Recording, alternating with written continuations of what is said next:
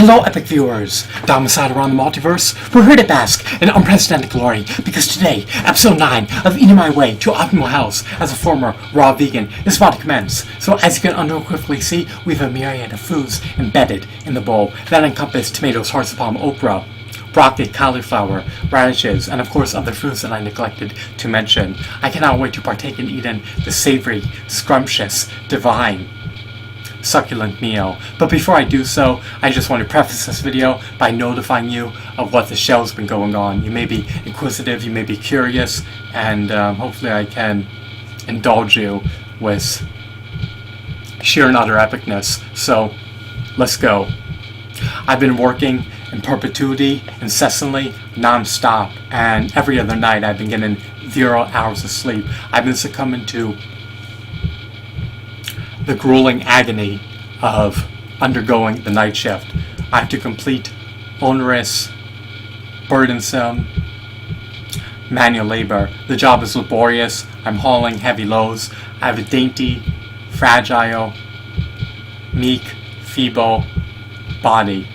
My vessel is only meant to slumber and eat and nothing else, so I haven't eaten anything in over 70 hours. I'm famished, I'm ravenous, and I'm in ketosis. Even though ketosis is typically elicited after 72 hours of a water fast, I've been able to enter ketosis prematurely because I've been dry fasting for 24 hours, and once that 24-hour time window elapses, then I begin to drink distilled water. But I haven't eaten anything in well over 70 hours, which is nearly 3 days. There's 72 hours in 3 days, so I'm just shy of the 3-day threshold in terms of when I last ate.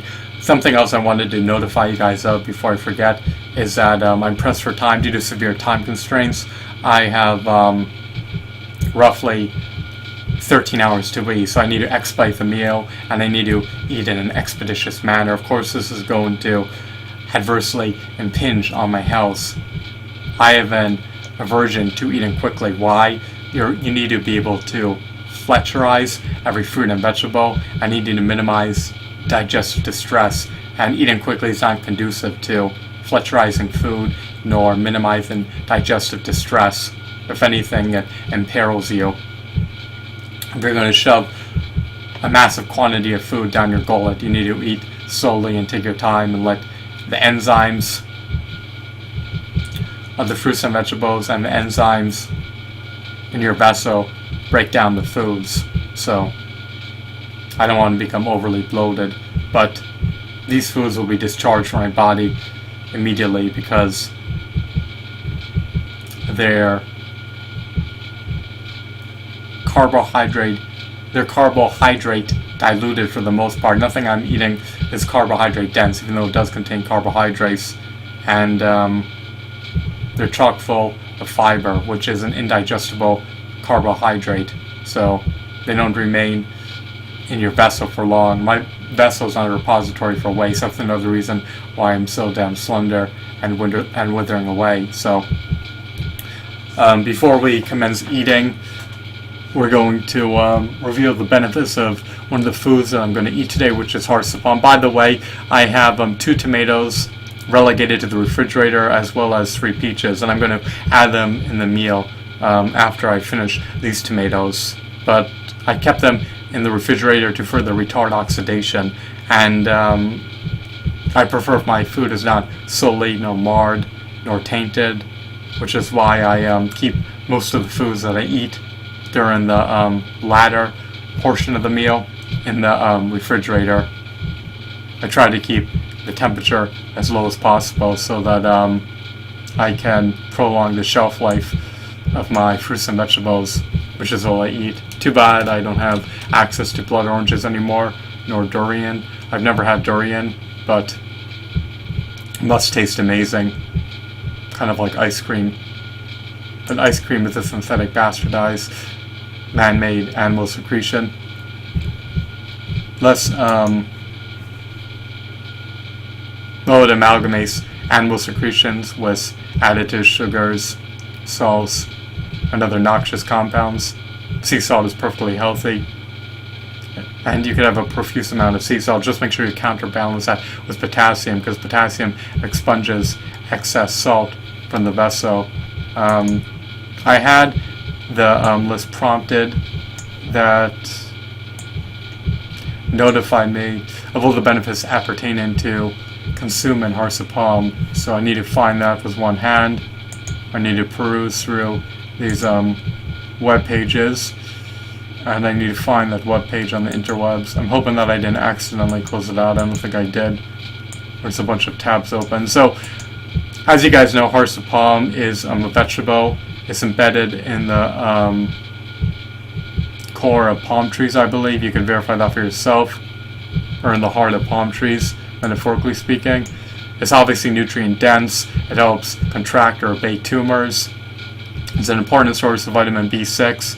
It helps you reinvigorate yourself and allows you to become imbued with energy when you consume it. It helps you maintain steady hair growth. It's rich in potassium. It's an important source of fiber. It helps augment your visual prowess. It contains zinc, which is an essential mineral, and helps attenuate the repercussions of succumbing to free radical damage. So it very likely contains antioxidants, just like all the other vegetables and fruits. It has ample fat-soluble vitamins that are presumably stored in the liver. It helps you maintain a stellar cardiovascular system in the long haul. It helps enhance and improve your bone marrow and your musculoskeletal system.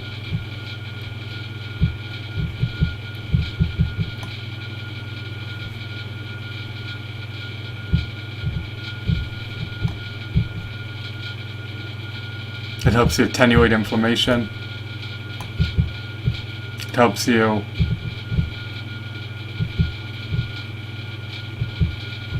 heal wounds at an accelerated pace.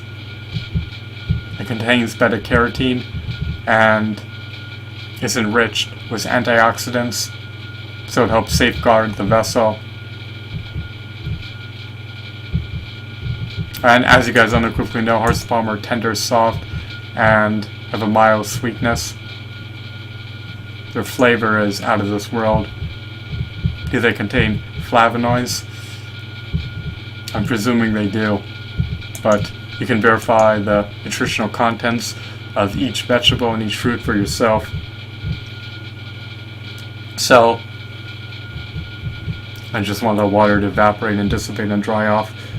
Let's begin with eating the cauliflower. Again, we're eating everything that contains high levels of alkalinity, something that may appear to be acidic, such as the tomatoes is truly not acidic because they leave an alkaline residue in the body post being digested. Unfortunately, blueberries and plums don't, which is why I don't eat them, even though they're chock full of phytonutrients and other salubrious compounds. Everything I eat has a pH level above 7 and is low on the glycemic load. So it's very easy for my body to digest these foods. This cauliflower is unscathed. It's in practically mint and pristine condition, just like my unopened mint on card action figures that I love to death. I love hunks of plastic, and I love the foods that God has forged the genomes for, or the genomes of.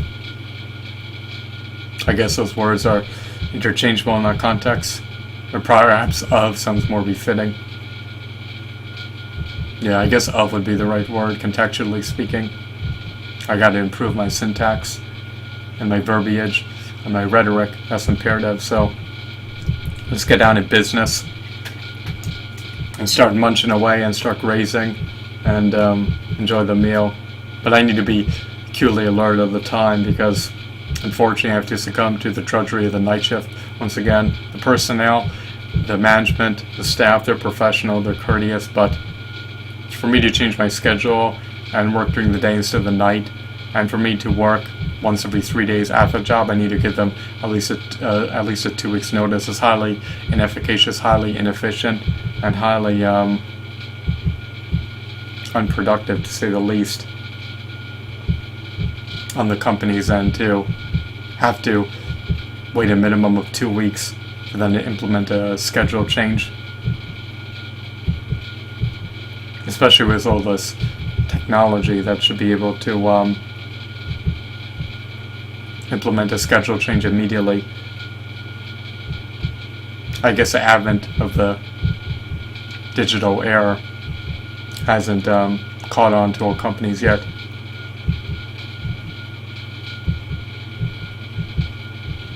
A lot of people contend that companies are slow and inefficient, but if that's the case, then you have no recourse and there's nothing you can do.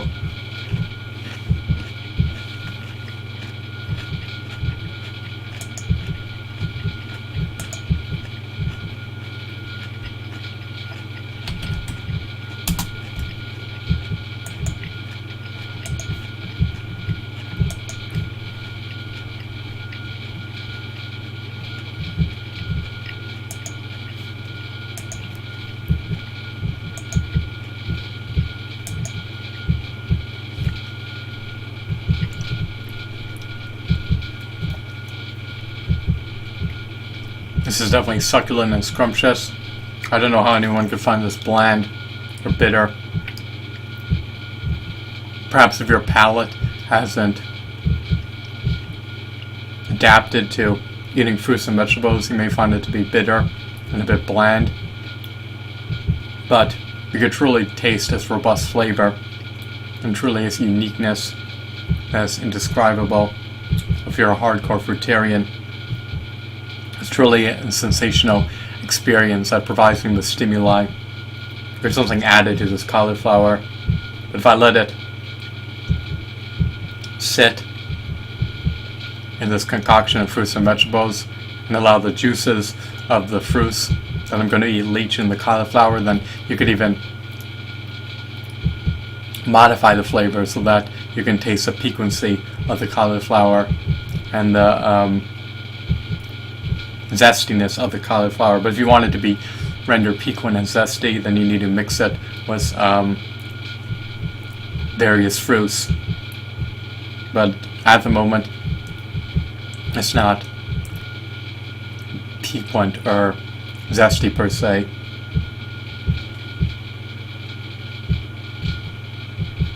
Its taste is a bit more mild. It's been sitting out for a while, so it has become subtly acidic, to say the least, but the pH level change is negligible.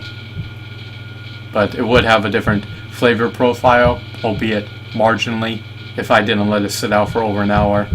The longer the food sits out, the more the pH level plunges and the more acidic the food will taste. Let vegetables sit out for days on end in a bowl and you'll notice a difference.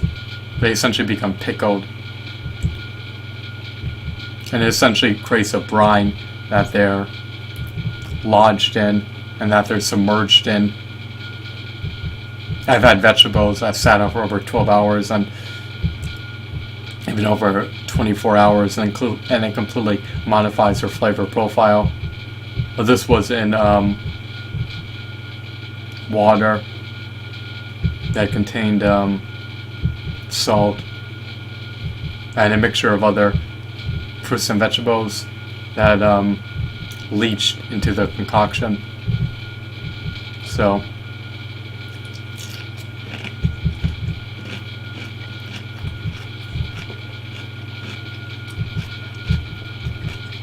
these foods are nutrient dense, highly diluted,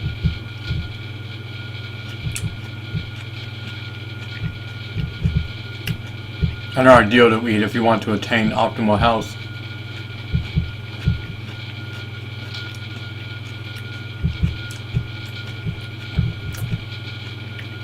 Just understand that eating this way has its drawbacks. is highly time consuming and expensive in the short haul. But even if I'm spending $500 a month to eat non-organic fruits and vegetables from Walmart 2 days a week, it's still cheaper than getting a tumor and shaving off 30, 40, 50, 60, 70 years of your life. So take that into account. Yes, in the short haul,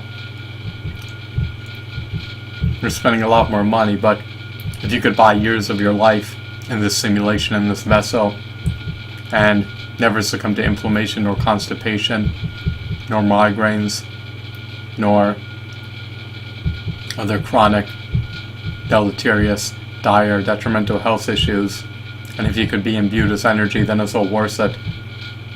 So by eating fruits and vegetables, you're buying time, you're buying optimal health, and this is my medicine, this is my health insurance policy.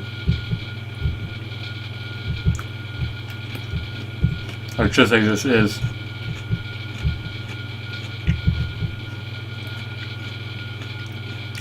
My real health insurance, because these foods ensure that I maintain optimal health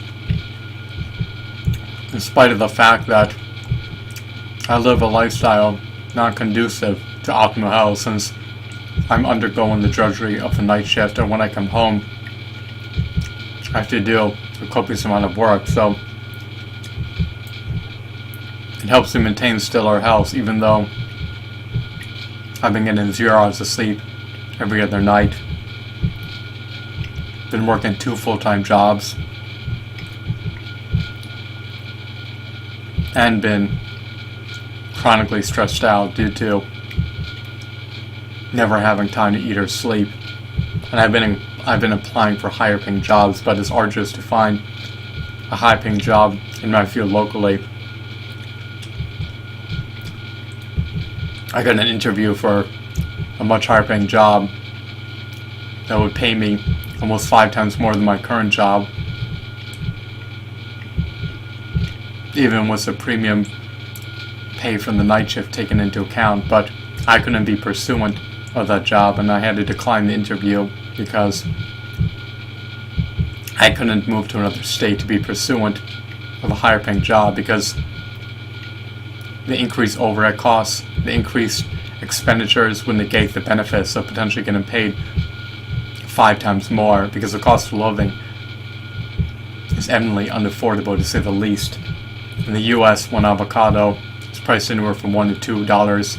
However, in Colombia, a whole case of avocados, 60 avocados are priced for a grand total of $4. So in the US, you have over 29 different forms of taxes, and it causes wealth to be divested from the bank accounts of productive people and be transferred to the utmost unproductive people. And it creates a very low standard of living, because with 7 to 8 different forms of income tax, you're perpetually being extorted out of your money if you work a real private sector job. So if you're going to be extorted out of your money in perpetuity, then there's no incentive to work.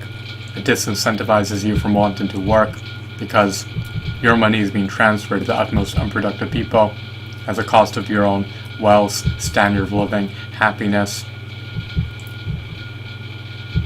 So I'm going to see if I can work that job 1 out of every 3 days, which will be arduous to sustain because there's so much hauling and grueling labor, but we'll see what transpires. Having to make concessions to appease employers, having to pick up the slack, having to do the job of 2 to 3 different people, having to work in a field outside the area that you're highly adept in and educated in is a bleak, grim, dreary prospect. to say the least. But I do my utmost best to try to improve my life in every facet, and that's all I can do. And that way, at the end of the day, I have no qualms about my decisions that I implemented, because at that time, I made the optimal decision that I believe would allow me to best advance my life in the long haul, even if it came with a tremendous amount of repercussions in the short haul. The repercussions appertaining to my current employment is that I get next to no sleep. I almost never have time to eat. I'm chronically stressed out. My body's severely inflamed, having to stand up for 8 hours a day hauling heavy loads, and I'm doing the job of 2 to 3 people. There used to be 8 people working the night shift, now there's 3, and he wants me to expedite everything. And they probably rejected my requisition to get paid the maximum starting salary. But like I said, if they're going to just pay me minimum wage and not accommodate my request to get paid the maximum starting salary, which is a marginal increase relative to the minimum wage, then I'm going to have to find a higher paying job immediately. But maybe it's worth it to commute 2 to 3 hours for a much higher paying job. It just sucks. Everything is so damn far away. Makes it almost impossible to get a decent job. And if you're not willing to move, then it's truly going to stifle your job prospects and encumber you from progressing in your field that you're highly educated within. If you're highly educated within a niche field, then you're competing against everyone else, and job openings are far and few. And hyper competition ramps up the difficulty of getting a high paying job, because now you're competing against nearly 8 billion people, and these jobs are going to be displaced with autonomous processes, robots, and foreign guest workers who do the job for a much lower price.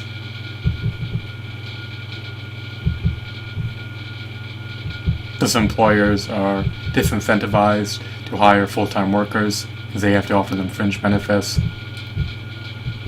and they don't reap the max amount of productivity from full-time workers because people become more weary, less productive, more lethargic, more torpid, more vitiated over time. So it's within their best interest just to have an adjunct staff or an adjunct faculty for most companies or independent contractors. That way, when someone begins to become lethargic, they're replaced with someone who's wide awake and ready and raring to go. So this cauliflower is amazing. The taste is out of this world.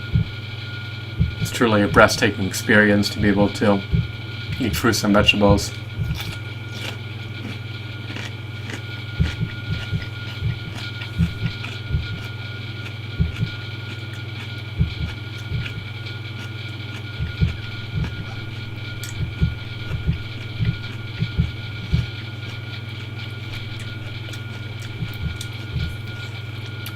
Episode 9 is about to come to an end. The time window for me to record episode 9 has nearly elapsed. I'll continue to eat all these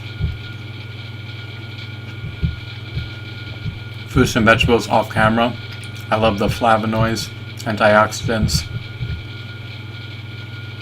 micronutrients, macronutrients, minerals, vitamins, and other salubrious compounds that these fruits and vegetables contain, and they all amalgamate together to very truly a sensational flavor that stimulates your palate. So I'm indulging in my stimuli, and it's truly an epic moment to partake in eating fruits and vegetables. consolidated together in this bowl of sheer and utter epicness. So I'll make a valiant attempt to shove these down my gullet before time elapses. I hope that you found this episode to be riveting, captivating, enthralling, engrossing, and of course, exciting. Have a wonderful, marvelous day. Goodbye.